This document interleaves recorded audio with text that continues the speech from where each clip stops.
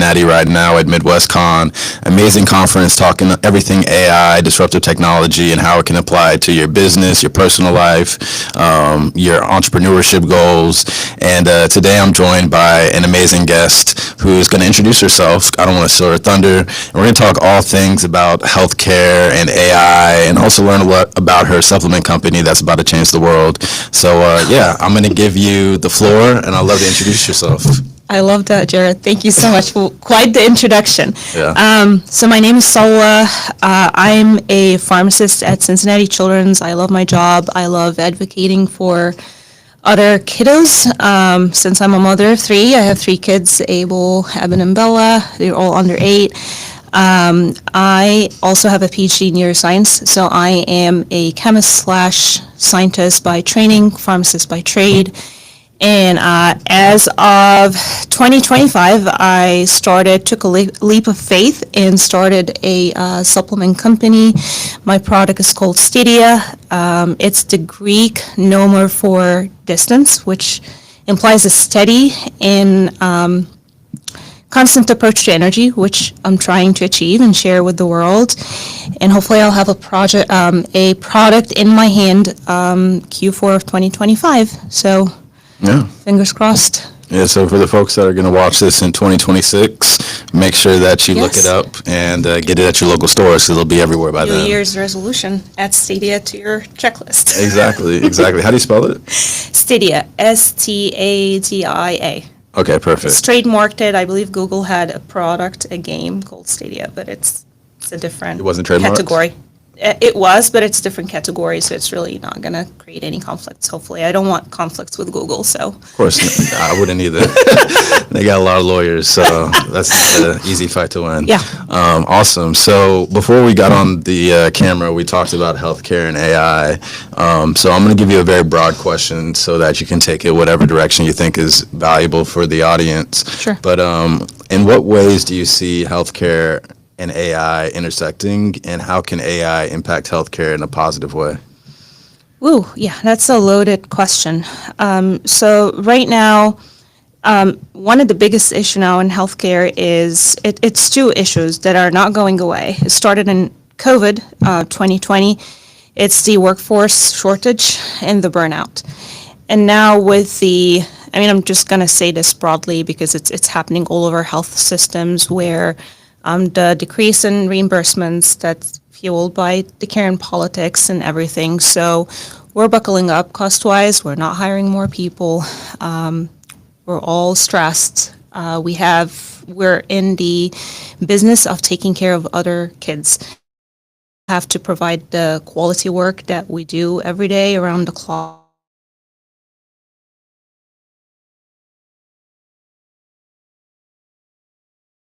Take our jobs, it's gonna kill us all in the end. But really, like when you think about it, there is a lot of tasks that are redundant in the workflow, everyday workflow, that if automated, it's not gonna take my job. Like right now, one of my duties or my shifts is I look at orders that providers put when a child is admitted, and I have to check the dose, the duration, that this is the right med, reconcile the medication with whatever the child is taking at home, or if this is a new start. And there are, in the electronic health record, safeguards or like algorithm that runs still requires human judgment, whether this is right dose, there's a drug interaction, all that. I see this job, I don't see why not, it can be 100% automated. It can be done faster, more accurate, and it's not going to take my job away from me because you still have to have this pharmacist supervision. It will divert my task to be more patient care related, which is the core of my job, the aspect that I love, being able to provide more compassion, more time for the patient, also not just pharmacists or nurses, providers. The other side of it is being able to be compassionate with, like, amongst ourselves, our coworkers. So a lot of, like, as a small leader, or like in my early career of leadership, just seeing most of the conflicts on daily basis, it's fueled by people being stressed, overworked. So just imagine if you can automate like tasks like instead of having someone triaging calls, you can do that with AI. Or like robotics that, and some of the health systems have already played that, like robotics who deliver medications. Like one of the biggest tasks in the central pharmacy is how to deliver medications from central pharmacy to all over the hospital, and we send humans to do that, and it's a repetitive task. It's tedious. It's important, right? Because kids need their medication. But imagine if we can have robots, Optimus, not saying anything about Tesla, but I really like the idea of Optimus, sending the medications, can interact with the kids, wave at them. You can put all the controlled substance in secure drawers, only accessed by healthcare professionals. So you can automate that, and it works 22 hours, doesn't get tired. It's not going to sit in a corner and scroll TikTok, whatever. It's not going to complain. It's not going to displace the workforce. I'll be able to take my technicians and give them more meaningful jobs, more jobs that, give them job satisfaction and recruit more people towards those jobs. So I think there is this fear. If we just sit down and talk about it like a conversation we're having right now, we'll see that there is a lot of positives coming from AI, not automation, because management or leadership still uses these two terms, automation and AI, interchangeably. Yeah. So I'm excited about the future. I'm really excited. Yes, there is the fear of the unknown, but I think at some point what we're doing right now is not sustainable with the shortages and the burnout that are not going to go away. Yeah. Curious about this use case. There's like technologies that I think that are out there, like if you cough into a platform, it'll diagnose something. Do you think that's something that is close and going to be reliable, or do you think that's far out? So from a diagnosis point of view, like I see a lot of the technology that's really reliable is in the radiology sector, in the imaging, which makes sense because this technology, Midjourney, has been around for a while now. I think it still requires supervision, and I would like to see data coming out of the small hospitals, the providers that I know by name, just like over state level or even nationally, because most of the research that I see is from Google. Not to say that they're not credible, but I want another doctor that I know. So we're still working in silos, just like what we were talking before we started the recording. Like I know there are other people in Cincinnati Children's here that I've never met, and we're at a tech conference, so our goals are similar. Right. So right now we're just working in silo, and what I really like to see is an AI task force that can validate these kind of technologies. Yes, I know they're there. Everybody's talking about them. Have I tried them? Not really. Can it be, let's say, if they work on diagnosis, can they also work on the pharmacy and verification of medications? Why not? So we need to come together. We need to validate these technologies. I trust they work, but until I see it from someone who I know the credentials, I worked with, I read their papers, versus a tech company that's trying to sell me something. Yeah, I get Makes that. sense? Yeah. We didn't talk about this before, so if you could say, I don't have an opinion on it, or I don't know, and that's totally fine. But because you are in the healthcare space, I'm just curious your perspective. Do you think when it comes to Neuralink, do you have do you have an opinion on the good or the bad, the indifferent? Like, what's your opinion on it? Are you excited about it? Restoring eyesight, or having someone who's paralytic enjoy walking, or just even for leisure, like playing video games with your mind. That's amazing. Pretty much similar answer to your technologies in healthcare, whether they work or not. I think my first papers that I read on Neuralink was written by Elon Musk, who also, conflict of interest, owns the company.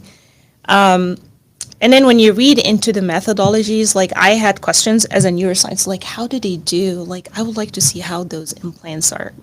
Give me exact specs. Don't give me just like the white paper, in my opinion, could be more like information rich versus right now as it is like on PubMed, like it's available for everyone. It's designed more for the layperson. I would like more people involved in this, more scientists being accessible for people to play with it outside of the realm of the company itself. Right. Because I don't know what happens in closed door and whatever they Yeah. put online. Okay. Yeah, yeah. It's always good to have second opinions on technology that's going to be that intrusive, Right. like a chip in your brain and all the things. Right. So I was just reading, and I think it, again, like it's data that's put on X. Like there is about, what, 8,000 people living with Neuralink right now. Okay, how are they doing? Any side effects? Like, don't tell me that everything is Rosy. rainbows and unicorns, because if you give me a glass of water or, you know, or any medication, tell me, oh, this is amazing. This is going to make you feel great, and it has zero side effect. I'm like, no, Yeah. that's not true. But the idea is very exciting. Like, I would love to have something like this. Is it going to be accessible to everybody? Probably no. Yeah. You know what I mean? So it's going to also like, it's going to be for, there will be like 2 tiers of people that have access to all those expensive toys and making them not superhumans, but give them advantage over people who can't afford it. So there's a lot of questions. No, for sure. So one question I like to ask, and it's very open-ended on purpose, is every podcast guest that I have on, there's probably something in their mind where they're like, I really hope he asks this question because I want the audience to know this information. So if there was a question you would wish that I'd ask because you want this information to be known out in the universe, what would that question be? And then what's the answer?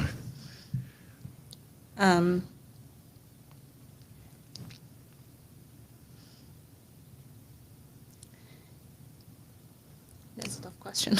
Or more importantly, like what information in healthcare in general are you like, I wish people knew more about this, or I want people to understand this resource, or I want people to think about X in this way, whatever that is. Right. Yeah, it's a good way to put it this way.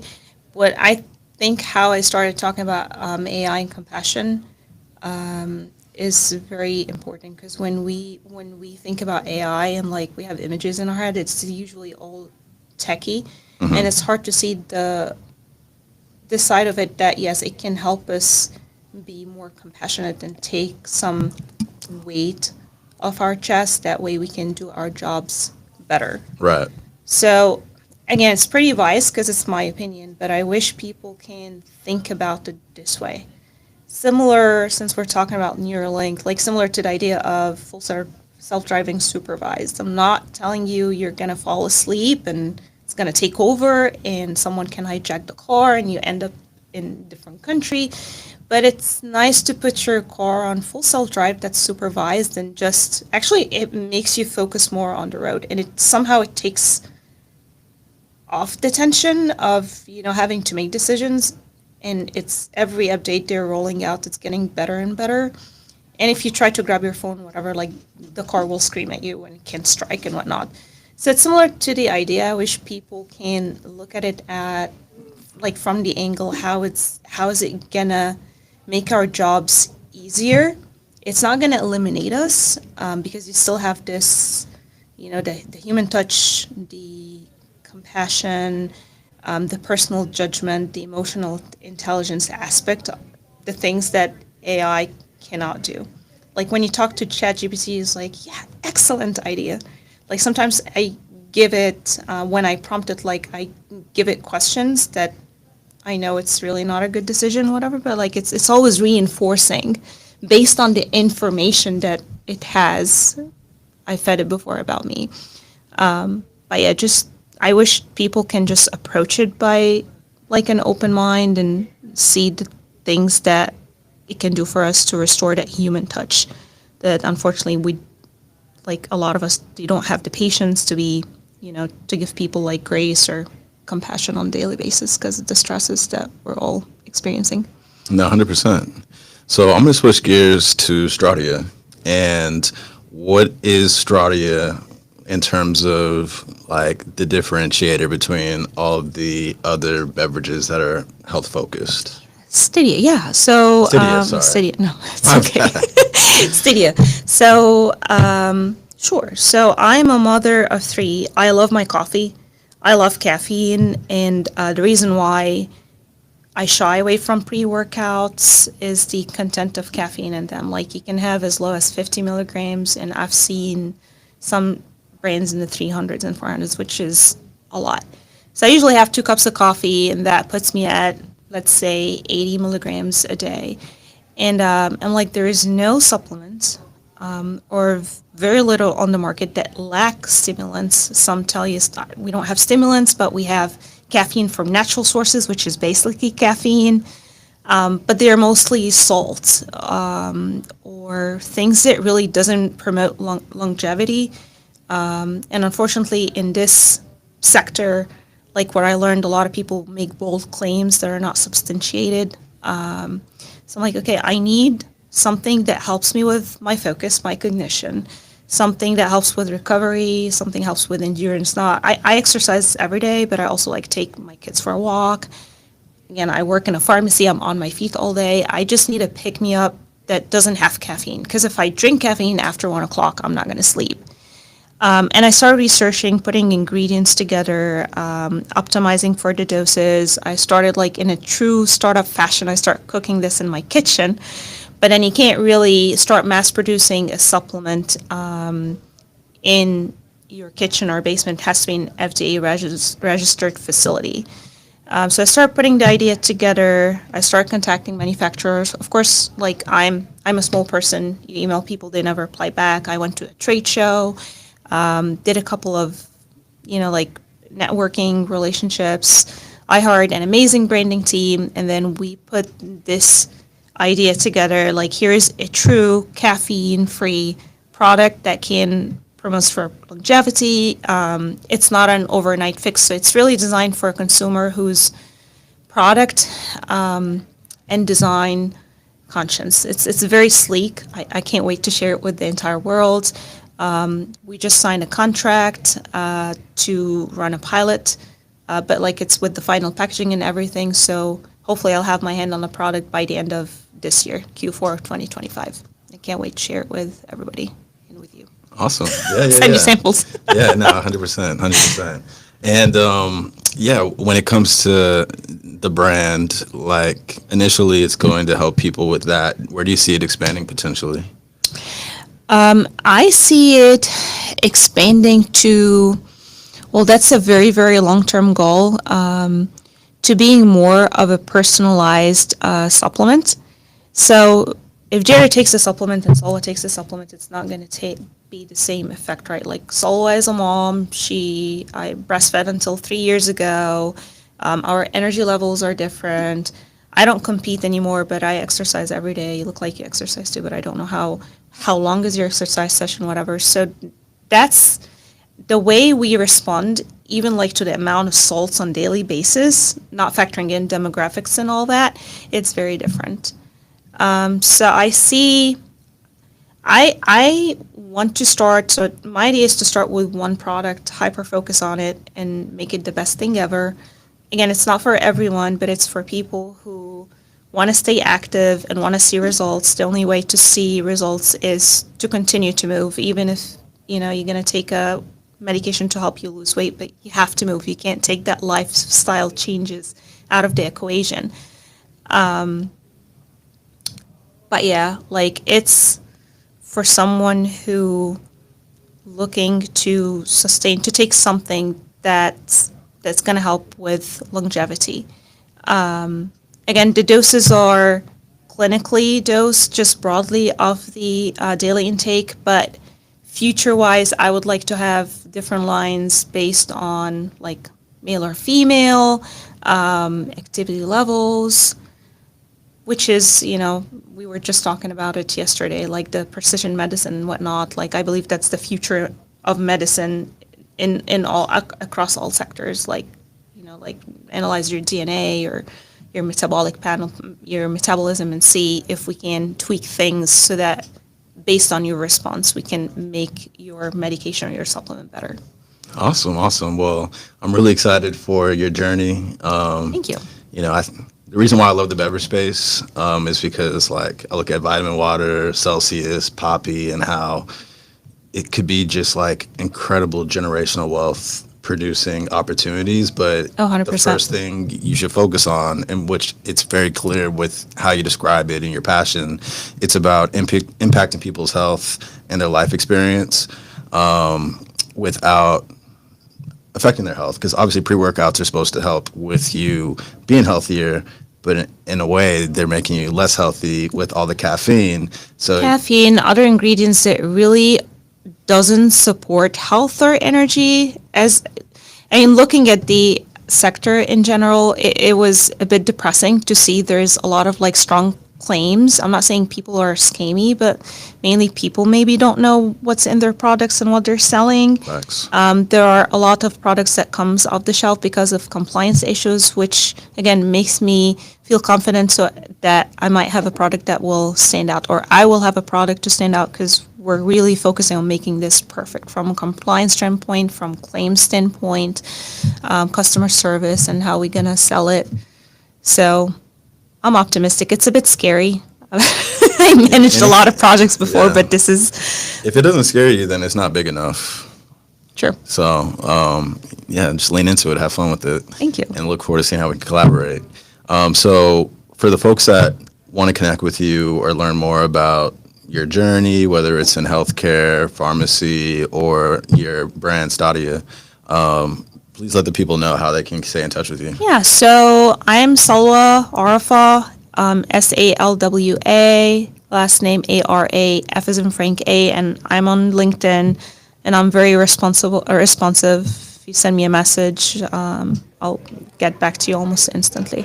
So Awesome. Thank you so much for coming. Thank you. For being here. And for those that are watching, number one, we'd love for you to subscribe to Big Tech Energy on YouTube, Spotify, Apple, all the platforms. Also, definitely connect with me on Instagram. I post a lot of great content around AI, the job market, etc. And what I'm really passionate about right now is helping subject matter experts utilize their skill sets to educate others, add value to the world, but through that, create opportunities to monetize, create new revenue streams by being on conference stages, podcasts, virtual events, but also through our network concierge service. We've termed this the service Connection as a Service. Basically figuring out who is your ideal customer profile, who is your ideal partner profile, and making sure that we book your calendar up with those folks in a way that is warm, to really drive your brand, your goals in terms of your vision for yourself, to make sure that you are set up for success. So if you're interested in being on more podcast stages, more conferences, more podcasts, and more conference stages. That's more so what I was trying to say. Hit me up on Dr. J on Instagram. DM me. We could do a free consultation, and I'll share some free AI resources, some approaches that I've seen help me go from 0 to hundreds of thousands of followers. But more importantly, really support your goals for your brand. With AI and deep fake and all these things that are happening, I think it's really important to have a real, genuine community of people that know, trust, and like you, so that you can cut through the noise and really amplify the things that you're really passionate about. So yeah, connect with me on LinkedIn as well, Jared Albritton. I'll put it in the caption. But make sure that you're here next year, Cincinnati. This is great energy, Midwest Con. We got all kinds of leaders in the AI space. We got leaders in the healthcare space. We got just some really good people with a lot of talent. So you should come out here next year, and also check out Disrupt Now, a great podcast by the founder, Rob Richardson. Talks everything AI, emerging tech, and you can learn a lot from him and his guests as well. So with that being said, thank you so much for tuning in. Like, comment, and make sure to share it with folks. And 2026, be on the lookout for Stadia in every store: Walgreens, GNC, Walmart, Target, Amazon, Costco. That's the goal. Yeah, Sam's Club, everywhere. You're going to see it there. So you heard it here first. With that being said, this is Big Tech Energy, Disrupt Now. Stay disruptive.